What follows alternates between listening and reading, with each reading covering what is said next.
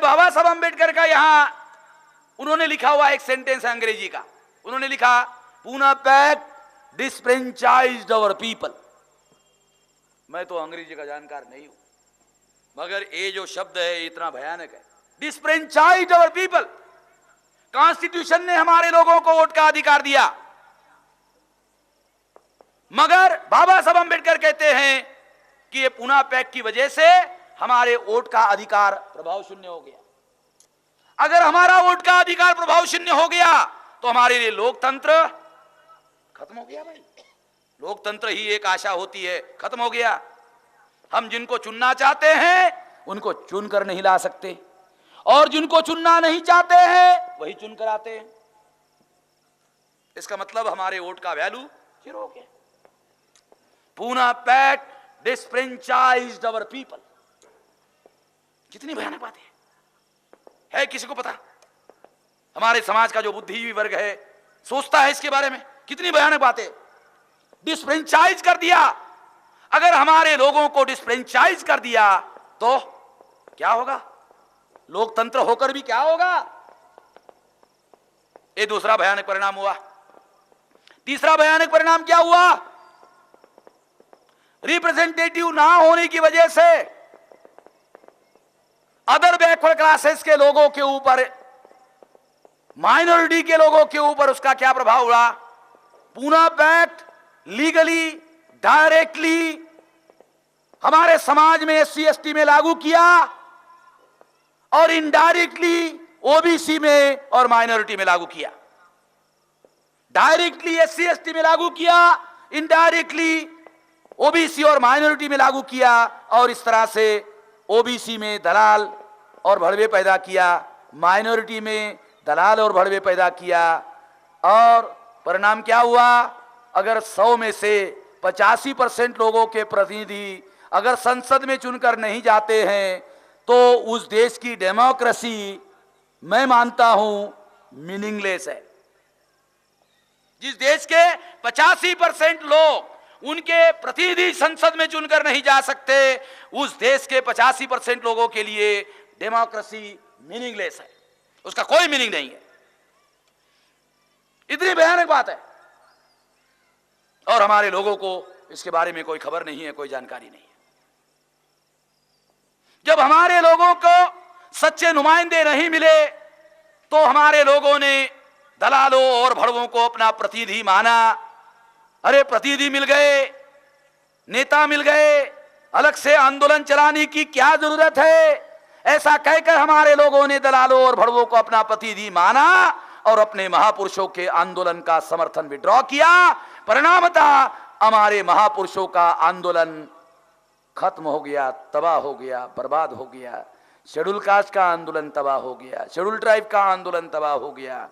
OBC का महाराष्ट्र में जो ब्राह्मणेतर आंदोलन था, महाराष्ट्र के लोग जानते, ब्राह्मणेतर आंदोलन था, खत्म हो गया, तबाह हो गया। ओबीसी का आंदोलन भी तबाह हो गया। 1927 को गांधी जी पेरियार को मिलने के लिए गए, पेरियार ने गांधी जी को मुंह पर थूक करके कांग्रेस छोड़ दिया था। पेरियार कांग्रेस में थे, अगर पेरियार कांग्रेस नहीं छोड़ते तो तमिलनाडु में भी यह हालत वही होती। मगर तमिलनाडु में उन्होंने आंदोलन चलाया, वहां की परिस्थिति में परिवर्तन हुआ तो ब्राह्मणों ने दूसरी चाल चली। वहां उन्होंने जयललिता नाम के ब्राह्मण को डीएमके के आंदोलन में अंदर घुसा दिया और उसका विभाजन किया। अब क्या है एआईडीएमके और डीएमके? अगर करुणानिधि को मुख्यमंत्री बनना है तो कांग्रेस के साथ समझौता करना पड़ता है, अगर जयललिता को मुख्यमंत्री बनना है तो कांग्रेस के साथ समझौता करना पड़ता है। जो भी कांग्रेस के साथ समझौता करेगा तमिलनाडु में मुख्यमंत्री पद उसको मिलता है। इसका मतलब है उन्होंने वहां दूसरा तरीका एडॉप्ट किया, और वहां ये पूना पैक्ट का ही दूसरा तरीका है। साथियों, अदर बैकवर्ड क्लासेस में दलाल भड़वे पैदा किए, माइनॉरिटी में भी दलाल और भड़वे पैदा किए। इसलिए माइनॉरिटी की कितनी भयानक हालत है। ओबीसी का आपको केवल एक किस्सा बताता हूं, सिंपल एक किस्सा आपको पता चले। 17 अगस्त 1932 को शेड्यूल कास्ट को रिकॉग्नाइजेशन भी मिला और राइट भी मिला। शेड्यूल कास्ट को 17 अगस्त 1932 को रिकॉग्नाइजेशन भी मिला, राइट भी मिला, और ओबीसी को रिजर्वेशन का रिकॉग्नाइजेशन 16 नवंबर 92 को सुप्रीम कोर्ट ने जब जजमेंट दिया, उसके बाद रिकॉग्नाइजेशन मिला, राइट तो अभी भी नहीं मिला। समझ रहे शिवाजी बाबू, अभी भी नहीं मिला। और क्यों नहीं मिला? ओबीसी के लोग आज भी गांधी जी को अपना मसीहा आज भी मानते हैं। यानी 17 अगस्त 1932 को शेड्यूल कास्ट को रिकॉग्नाइजेशन एंड राइट दोनों मिले, 16 नवंबर 92 को ओबीसी को रिकॉग्नाइजेशन मिला, राइट अभी भी नहीं मिला। और कितना अंतर है? 17 अगस्त 1932 और 16 नवंबर 92, 60 साल। शेड्यूल कास्ट को रिकॉग्नाइजेशन एंड राइट मिलने के 60 साल बाद ओबीसी को ये मिला।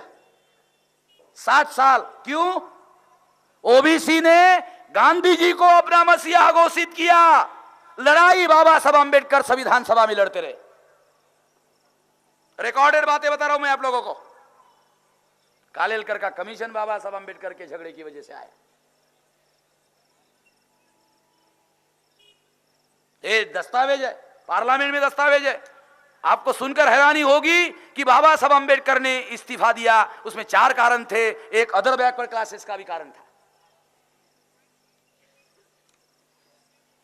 साथियों, इस तरह से क्या हुआ? ये जो पूना पैक्ट है, ये पूना पैक्ट का इतना सारा गंभीर परिणाम हुआ। एक तो रिप्रेजेंटेशन खत्म हुआ, डिसफ्रेंचाइज वोट का अधिकार प्रभाव शून्य हो गया, ओबीसी और माइनॉरिटी में भी दलाल और भड़वे पैदा हो गए, हमारा राष्ट्रव्यापी आंदोलन तबाह हो गया, बर्बाद हो गया, डेमोक्रेसी हमारे लिए मीनिंगलेस हो गई। जब हमारा रिप्रेजेंटेशन नहीं है तो हमारे आज 72 करोड़ लोग भूखमरी के कगार पर पहुंचा दिए गए। सैंपल सर्वे का जो 15 दिन पहले रिपोर्ट पब्लिश हुआ, सैंपल सर्वे ने डिक्लेयर किया 72 करोड़ लोग देश में भूखमरी के कगार पर पहुंच गए। सैंपल सर्वे का रिपोर्ट है। सरकार ने 27 करोड़ माना, सैंपल सर्वे कहती है 72 करोड़ है। अभी मैंने वो सैंपल सर्वे का रिपोर्ट जो है हमारे ऑफिस के लोगों को कहा कि वो रिपोर्ट आओ पब्लिश करते हैं। सरकार पब्लिश नहीं करती, उसको लोगों तक पहुंचने नहीं देती। पार्लियामेंट में इस पर बहस होनी चाहिए, डिस्कस होनी चाहिए, नहीं होती। ये भूखमरी और गरीबी क्यों है? रिप्रेजेंटेशन नहीं है। रिप्रेजेंटेशन क्यों नहीं है? क्योंकि जॉइंट इलेक्टेड है। जॉइंट इलेक्टेड क्यों है? क्योंकि सेपरेट इलेक्टेड नहीं है। सेपरेट इलेक्टेड क्यों नहीं है? क्योंकि गांधी जी ने इसको खत्म किया। इन सारी बातों के लिए कौन जिम्मेवार है? मोहनदास करमचंद गांधी। लोग गांधी के साथ जुड़े हैं, इसलिए मुझे गांधी को बार बार खींचकर लाना पड़ता है आपके सामने। लोग कांग्रेस के साथ बाद में जुड़े हैं, पहले गांधी के साथ जुड़े हुए हैं। गांधी से तोड़ेंगे तो कांग्रेस से टूटेंगे, कांग्रेस से टूटेंगे तो इधर आएंगे, नहीं तो इधर भी नहीं आने वाले।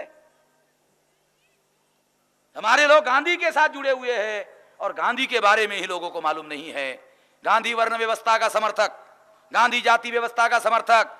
जो वर्ण व्यवस्था और जाति व्यवस्था का समर्थक होता है वो अनटचेबिलिटी का समर्थक होता ही होता है,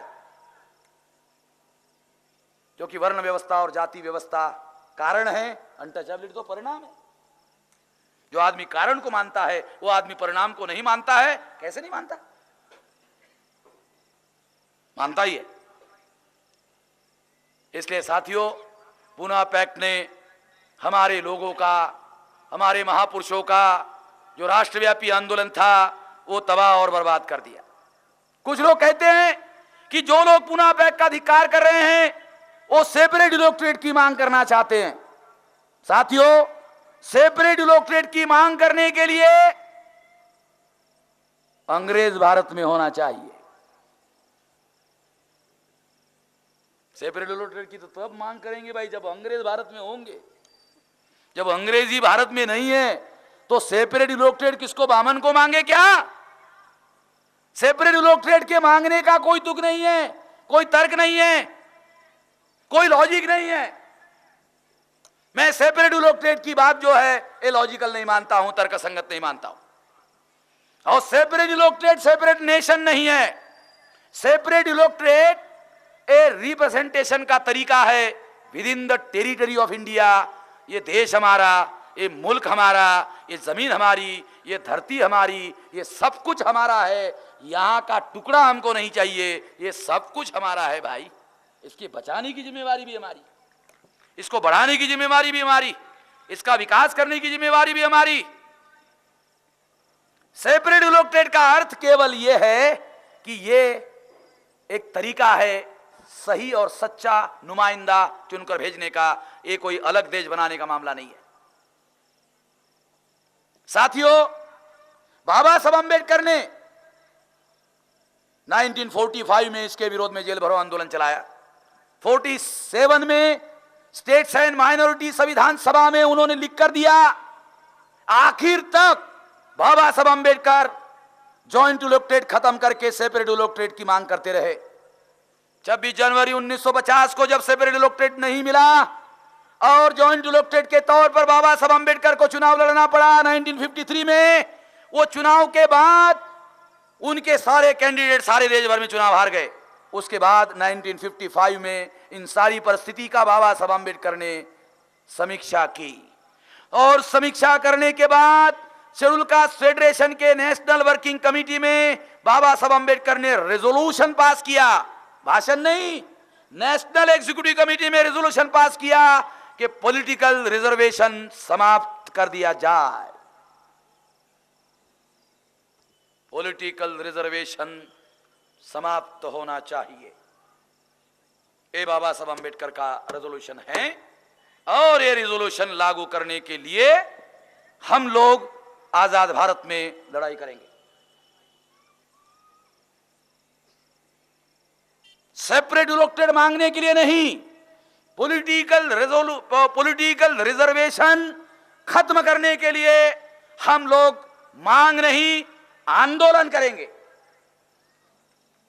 ये बाबा साहब अंबेडकर का रेजोल्यूशन अगर वो जिंदा होते तो इसको लागू करने के लिए वो आंदोलन करते, वो नहीं है, इसलिए इसको लागू करने के लिए हम लोग आंदोलन करेंगे।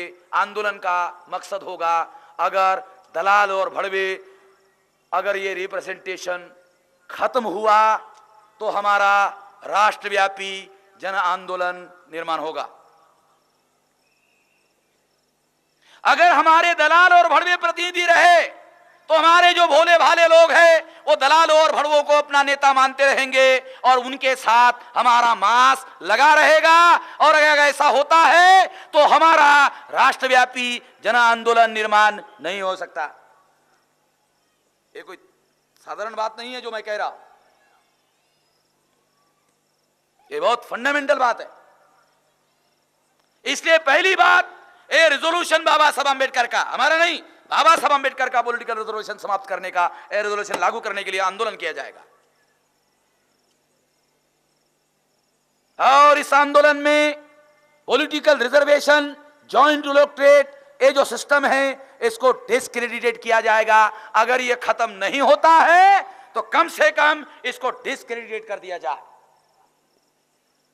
अगर ये खत्म होता है तो ठीक है, अगर खत्म नहीं होता है तो इसको डिस्क्रेडिटेड घोषित कर दिया जाए समाज में। अगर हमारे समाज के लोग जॉइंट इलेक्टोरेट को डिस्क्रेडिटेड घोषित करते हैं तो इससे दलालों और भड़वों के पीछे हमारे लोग खड़ा होना बंद कर देंगे। और अगर ऐसा होता है तो भी हमारा राष्ट्रव्यापी जन आंदोलन निर्माण होगा। ये रणनीति, ये लड़ाई की, लड़ाई करना है भाई। एमएलए एमपी बनने का मामला नहीं कर रहा हूं मैं ये कहता हूं अगर जन आंदोलन करोगे, क्या होगा? जन आंदोलन करोगे काहे के लिए? जन आंदोलन काहे के लिए करना होगा? बाबा साहब अंबेडकर कहते हैं, मैं नहीं, बाबा साहब अंबेडकर कहते हैं। क्या कहते हैं? वो कहते हैं वर्तमान स्वराज्य तो उन्हीं का राज है, उन्हीं का स्वराज्य है, हम लोग तो अभी भी उन्हीं के गुलाम हैं।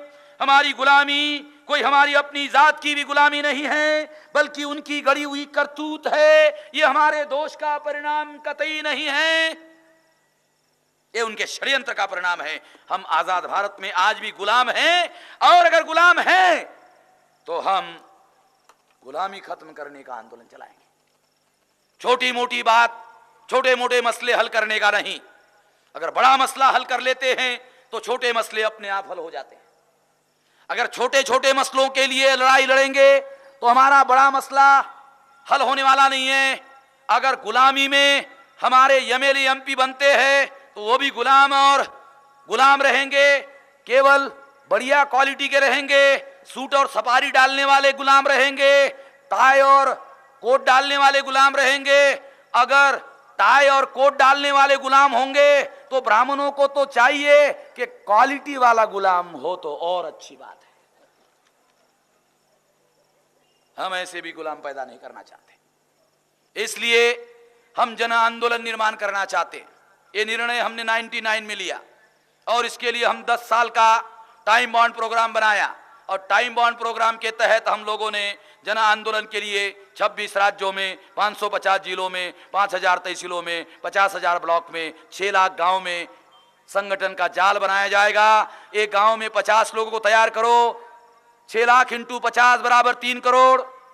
100 लोगों को तैयार करो, 6 करोड़। 200 को तैयार करो, 12 करोड़। 250 को तैयार करो, 15 करोड़। अगर 3 करोड़ परिवारों को तैयार करो, एक परिवार 5 लोगों का, 3 इंटू 5 15 करोड़। अगर 3 करोड़, महाराष्ट्र के 9 करोड़ से ज्यादा लोग हैं, महाराष्ट्र में भी 3 करोड़ लोग इकट्ठा किए जा सकते, मगर मैं 3 करोड़ लोग 6 लाख गांवों के कहना चाहता हूं। 3 करोड़ लोग हो मगर वो 6 लाख गांवों के हो। अगर 6 लाख गांवों के 3 करोड़ लोग हम इकट्ठा कर लेते हैं तो 12 करोड़ लोगों का मूक समर्थन हमारे आंदोलन के लिए होगा। और अगर ये ऐसा होगा तो ये आंदोलन आंदोलन नहीं रहेगा, ये आंदोलन जन आंदोलन में रूपांतरित हो जाएगा। अगर ये आंदोलन जन आंदोलन में रूपांतरित हो गया तो हम दलालों और बड़वों को फूंक मारेंगे, ऐसा फूंक तो उड़ जाएंगे, ऐसा फूंक मारेंगे ऐसे उड़ जाएंगे। जन आंदोलन से क्या होगा? हम खुद मुख्तियार हो जाएंगे।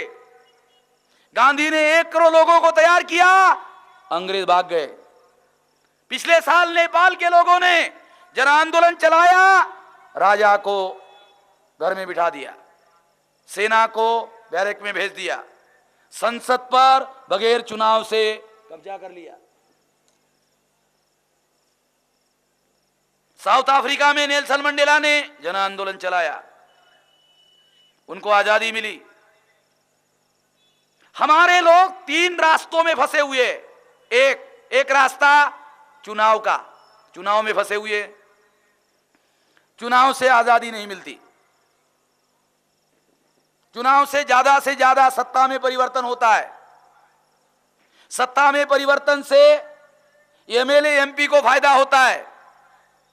व्यवस्था में परिवर्तन करना होगा, व्यवस्था का परिवर्तन चुनाव में नहीं, चुनाव से नहीं होता। चुनाव से शासक जाति के लोग, शासक सत्ता और सरकार बदलती है, शासक वर्ग नहीं बदलता। बीजेपी आती है, कांग्रेस चली जाती है, कांग्रेस आती है, बीजेपी चली आती है। एक ब्राह्मण